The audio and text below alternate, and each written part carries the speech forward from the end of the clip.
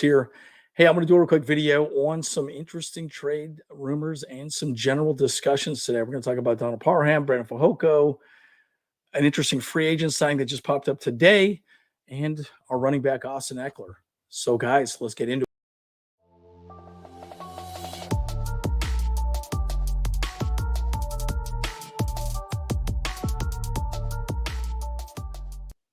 All right, folks, as you can tell, still a bit of a raspy voice, still not 100%, but let's get through this information, talk a little bit about the Chargers, what's going on, what we should expect. The cool thing about all these conversations, it's really going to give us an idea of where this team is going to be going as far as the draft is concerned, and also free agency. And we're going to talk about a free agent signing that we might be getting signed up here pretty quick. So let's get into it, guys. So let's first talk about Donald Parham and Parham and Frohoko. This one kind of breaks my heart. I love both of these guys, but it looks to me like we're not agreeing to terms on either one of them, which is a little bit, it's frustrating, right? It's frustrating, but I think it says two things, right? One, first of all, with Donald Parham, let's talk about him specifically. Again, he was not able to stay healthy on the field.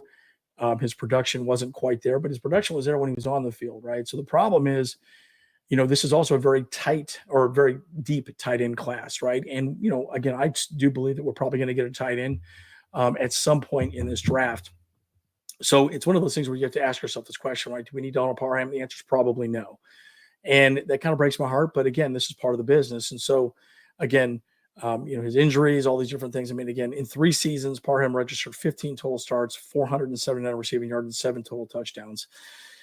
That's 3 seasons, guys, right? That's a lot, right? So, again, I do see him walking, which is sad. But then, again, you got Parham and Frohoko, who really was a guy that came in and helped us a lot last season and just a great overall team guy. It's pretty tough. But he will be testing the open market, so we'll see what happens with him. I really do hope that he tests the market and comes back to his senses and the Chargers can re-sign him. I really do want to see him back with this team next year specifically. So again, we'll see what happens, but again, it's something for us to discuss. Let's go into the next piece, right? This one's pretty interesting. The Chargers are definitely expecting to pursue safety John Johnson. He's a little bit older, but again, Brandon Staley is familiar with him, right? So again, Jeremy Fowler has brought this up that we're looking at pursuing safety John Johnson. Now, again, he's a fantastic safety. This also says one thing too, that we're probably not going to re-sign Nas Adderley. We all kind of knew that anyways, but at the end of the day, it gives us really a path to what we're probably going to do in filling those holes, right? So he'll probably be playing quite a bit behind. With Derwin James, which would be absolutely amazing. It's an incredible backfield, which would definitely help our team because he's a much better tackler. And then again, we'll have depth with, Louis Gilman and also JT Woods, who again saw some limited play time next season. Or last season, I should say. But he was released by the Browns. Will be interesting to see how much money we will have available for him in a signing. But again, Johnson played under Staley in 2020. He did venture coordinator for the Rams last year. Johnson was primary play caller for Staley's defense, where he had his best campaign yet. So, I really do think that, look, I think this is definitely something that could work out. But again, PFF is saying contract should be 1 year, $5.5 million. So we'll see what happens. I mean, who knows? This is the time that a lot of projection comes out where people, okay, well, who's going to move here? Who's going to go where? But I do think that it would be awesome if we got someone like a John Johnson. And not only for him coming here to help this team, because of this team, again, the Chargers have essentially doubled down from last season, right? We already picked up a lot of players in free agency, right? And we spent a lot of money on Khalil Mack, J.C. Jackson, so on and so forth. But we get John Johnson in the backfield with Derwin James, J.C. Jackson, Mike Davis, guys, if we could stay healthy, our defense will be so much more improved than it was last year, right? And again, if we can keep our line going well, we already talked about Frohoko. Again, if we could get him back somehow, maybe make it work financially for us, we could be a very dangerous defense. And again, when you really think about the defense in the NFL now, I mean, a lot of people talk about you need amazing defensive players, you need amazing defensive players.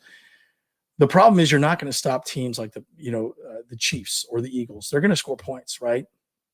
And so the reality for the defense is, hey, try and get 3 or 4 stops for us, right? Because our offense is going to match pound for pound what the other team is going to be doing, right? So, if we can score 28 points a game, that's the defense now in the NFL, guys. You're just try and get 1 or 2 stops, That's the whole point of Brandon Staley running light boxes. So people like John Johnson can get interceptions, Derwin James can move up to the box, get sacks, or play man on tight end, so on and so forth. You're just trying to get a few stops. And so it's really interesting to see, how this is playing out. I could see this happening. We already know we're not going to get Nas Adderley back there, but it's going to be, a spicy conversation.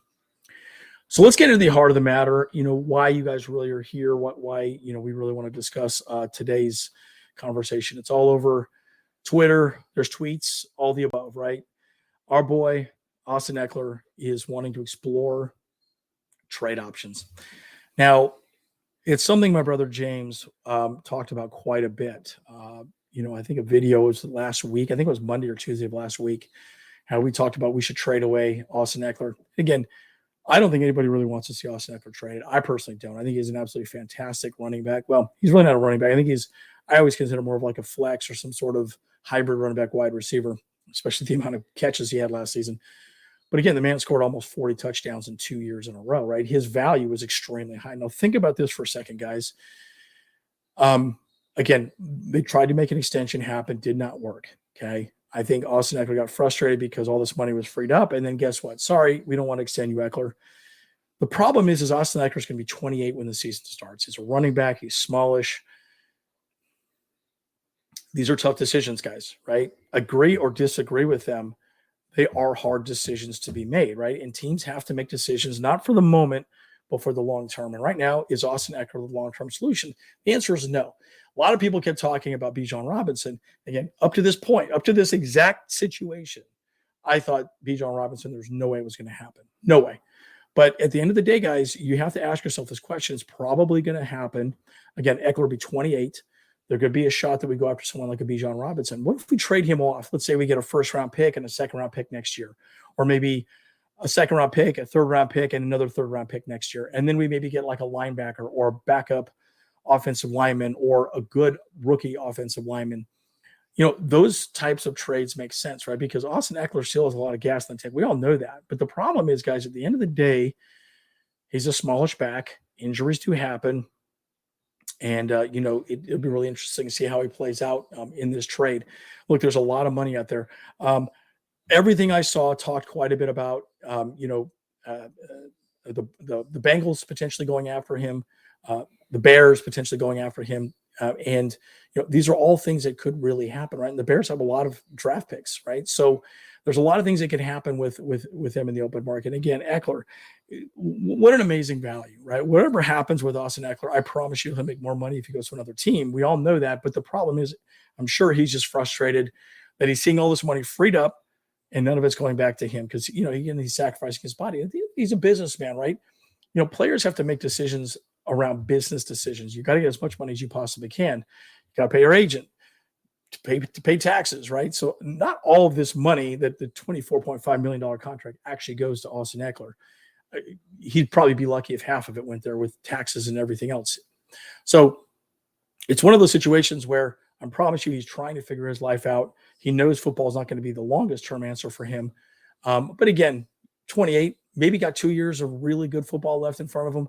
And that's kind of where it sits. Now, again, Eckler's been one of the best and most productive running backs in the league for years, right? And again, he's just absolutely amazing. I think he had 108 catches, something like last year, 107 receptions, fifth.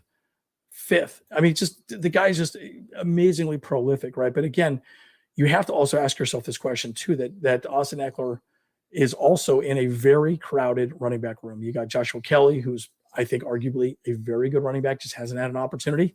And we didn't even see Isaiah Spiller last year. I was watching Chargers Weekly just, a couple of days ago. And Isaiah Spiller is absolutely fantastic, right? But we never even saw him last year. I know there were some conversations around him blocking the rusher and a few other things like that. But, I mean, was that really what was keeping him back from being a running back in the NFL? So you really have to ask yourself this question. Is he bad, or does he not have an opportunity to prove himself, right? So look, I personally believe that these two guys right here could carry the load in a running formation or a running capacity if we were to trade off Austin Ekeler, even if we don't get a Bijan Robinson, right? I think Josh Kelly, he can go out there and get that money, right? I think Isaiah Spiller has a lot to prove. Again, remember, Isaiah Spiller was the youngest player in the draft last year, the youngest. I think he was 18, I believe, when he was drafted. So When you see a guy like Isaiah Spiller, who still is raw, has a lot of talent, but just haven't been given an ability to do it, this makes a lot of sense. So let me wrap up really quickly here and give you my final thoughts. Look, at the end of the day, this is a business, right? You see moves like this. Unfortunately, Frohoko might not be here. Parham most definitely would not be here. Again, I think we're probably going to get safety. We're probably going to let Nas Adderley go. Ekeler, guys, what do you think? What do you think a fair trade is for Ekeler, right? I mean, to me, if we got a first and maybe a second, maybe this year, next year, and then maybe a third, and then maybe some other running back or some sort of offensive lineman or some other hole that we need, maybe a safety for that matter. What do you guys think would be an equitable trade for releasing or trading Austin Ekeler? I think bottom line, this is where, again, fans can get very frustrated because some of their favorite players are not available and are going to get moved on. But at the end of the day, guys, Andrew, Bolt Bros, see you guys in the next one.